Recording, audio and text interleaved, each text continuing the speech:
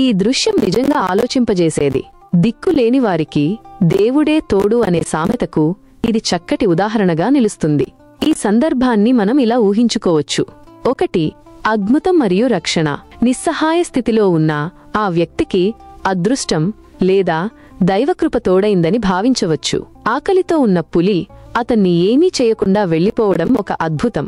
ఇది అదృశ్య శక్తి ఆ వ్యక్తిని రక్షించిందని సూచిస్తుంది. 2.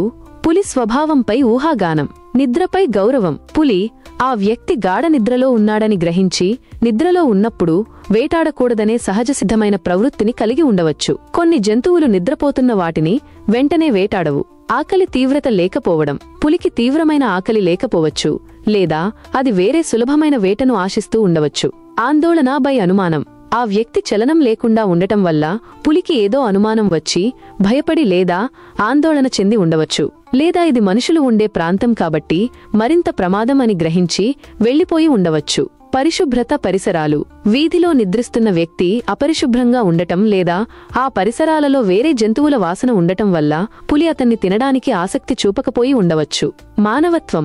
జంతువులకు కూడా కొన్నిసార్లు అంతుచిక్కని మానవత్వం, ఎంపతి లాంటిది ఉంటుందని, ముఖ్యంగా నిస్సహాయ స్థితిలో ఉన్న వాటి పట్ల అది ప్రవర్తించి ఉండవచ్చు.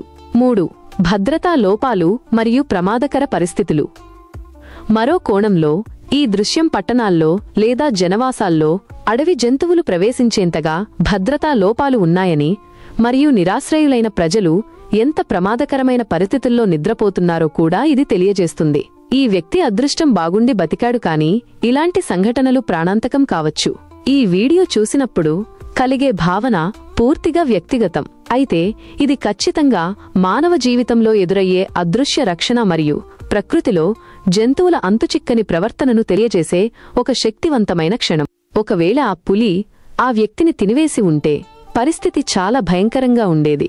ఆ సంఘటన కేవలం ఒక వ్యక్తి ప్రాణాన్ని తీయడమే కాకుండా సమాజంలో భయం, ఆందోళనలను తీవ్రతరం చేసేది. అలాంటి సంఘటనలు జరిగితే ప్రజలు ఎంత జాగ్రత్తగా ఉండాలో, ప్రభుత్వాలు ఎలాంటి చర్యలు తీసుకోవాలో కింద వివరంగా వివరించబడింది. ఒకవేళ పులి అతనిని తినివేసి ఉంటే పరిస్థితి మానవ ప్రాణ నష్టం. ఒక నిస్సహాయ వ్యక్తి ప్రాణం పోతుంది. ఇది చాలా దురదృష్టకరం. తీవ్ర భయం మరియు భయాందోళన. పులి పట్టణం మధ్యలోకి వచ్చి మనిషిని చంపేసిందనే వార్త ప్రజల్లో తీవ్ర భయాందోళనను సృష్టిస్తుంది.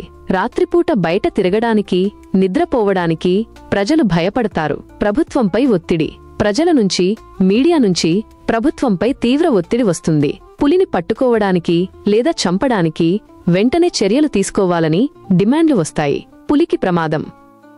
మనుషులను వేటాడిన పులిని ప్రమాదకరమైనదిగా భావించి అటవీశాఖ సిబ్బంది దాన్ని పట్టుకోవడానికి లేదా అవసరమైతే చంపడానికి చర్యలు తీసుకుంటారు. ఇది ఆ పులి జీవితానికి ముప్పు కలిగిస్తుంది. నిరాశ్రయుల భద్రతపై ప్రశ్నలు.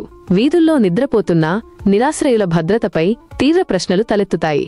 వారిని సురక్షితమైన ఆశ్రయాలకు తరలించాల్సిన అవసరం మరింత స్పష్టమవుతుంది. పులులు ఊర్ల మధ్యలోకి వస్తూ ఉంటే ప్రజలు తీసుకోవాల్సిన జాగ్రత్తలు. 1. ఒంటరిగా తిరగరాదు. ముఖ్యంగా రాత్రిపూట లేదా మసక వెలుతురులో ఒంటరిగా బయట తిరగడం మానుకోవాలి. సమూహాలుగా వెళ్లడం సురక్షితం. 2. అప్రమత్తంగా ఉండాలి. పరిసరాలపై నిఘా ఉంచాలి. పులి అడుగుజాడలు, గోళ్ల గుర్తులు లేదా మలవిసర్జన వంటివి గమనిస్తే అటవీశాఖకు తెలియజేయాలి. 3. పెంపుడు జంతువులను నియంత్రించాలి. పెంపుడు జంతువులను బయట వదిలేయకూడదు.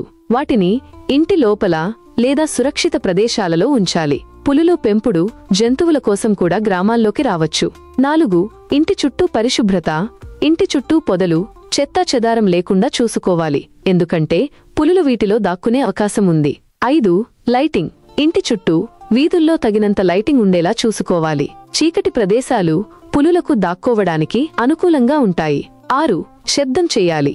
ఏదైనా అనుమానాస్పద కదలికలు గమనిస్తే శబ్దం చేయడం, గట్టిగా మాట్లాడటం, పాటలు పాడటం ద్వారా పులిని భయపెట్టే ప్రయత్నం చేయవచ్చు. 7 ఎదురుపడితే పులి ఎదురుపడితే పారిపోవడానికి ప్రయత్నించకూడదు. నెమ్మదిగా వెనక్కి అడుగులు వేస్తూ దూరం జరగాలి. గట్టిగా అరుస్తూ చేతులు పైకి లేపి పెద్దగా కనిపించే ప్రయత్నం చేయవచ్చు. 8 అటవీశాఖకు సమాచారం. పులిని చూసిన వెంటనే లేదా దాని ఉనికి గురించి అనుమానం వచ్చిన వెంటనే సమీపంలోని అటవీశాఖ అధికారులకు, పోలీసులకు సమాచారం ఇవ్వాలి. ప్రభుత్వాలు తీసుకోవాల్సిన జాగ్రత్తలు. 1 నిరంతర పర్యవేక్షణ. అటవీ సరిహద్దుల వద్ద, జనావాసాలకు దగ్గరగా ఉన్న ప్రాంతాల్లో కెమెరా ట్రాప్లు, డ్రోన్లు, పెట్రోలింగ్ ద్వారా పులుల కదలికలను నిరంతరం పర్యవేక్షించాలి. 2 ముందస్తు హెచ్చరిక వ్యవస్థ. పులి కదలికలను గుర్తించిన వెంటనే సమీప గ్రామాలకు, పట్టణాలకు SMS, సైరన్లు లేదా స్థానిక పబ్లిక్ అడ్రస్ సిస్టమ్ ద్వారా తక్షణమే హెచ్చరికలు జారీ చేయాలి. 3 సరిహద్దుల బలోపేతం. అడవుల నుంచి జనావాసాల్లోకి పులులు రాకుండా అటవీ సరిహద్దుల్లో కంచెలు, గోడలు లేదా కందకాలు వంటి వాటిని నిర్మించాలి. 4 మానవ వన్యప్రాణుల సంఘర్షణ నిర్వహణ బృందాలు. పులులను పట్టుకోవడానికి లేదా వాటిని తిరిగి అడవిలోకి తరలించడానికి శిక్షణ పొందిన నిపుణులతో కూడిన త్వరిత స్పందన బృందాలను, ర్యాపిడ్ రెస్పాన్స్ టీమ్స్ ఏర్పాటు చేయాలి. 5 అవగాహన కార్యక్రమాలు. ప్రజలకు, ముఖ్యంగా అటవీ ప్రాంతాలకు దగ్గరగా నివసించే వారికి పులుల ప్రవర్తన, వాటిని ఎదుర్కొనే విధానం, తీసుకోవాల్సిన జాగ్రత్తలపై అవగాహన కార్యక్రమాలు నిర్వహించాలి. 6 ఆవాస సంరక్షణ. పులులు తమ సహజ ఆవాసాలను విడిచి బయటకు రాకుండా అటవీ ప్రాంతాల్లో వాటికి తగినంత ఆహారం, నీరు లభించేలా చూసుకోవాలి. వేటగాళ్ల నుంచి పులులను, వాటి వేట జంతువులను రక్షించాలి. 7 నష్టపరిహారం. పులుల దాడిలో ప్రాణాలు కోల్పోయిన లేదా గాయపడిన వారికి, ఆస్తులు నష్టపోయిన వారికి ప్రభుత్వం తక్షణమే తగిన నష్టపరిహారం అందించాలి. ఇది ప్రజలకు అటవీశాఖ పట్ల నమ్మకాన్ని పెంచుతుంది. 8 నిరాశ్రయుల ఆశ్రయం.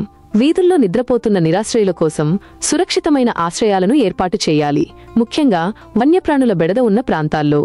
వన్యప్రాణులను రక్షించడం ఎంత ముఖ్యమో మానవ ప్రాణాలను, భద్రతను నిర్ధారించడం కూడా అంతే ముఖ్యం.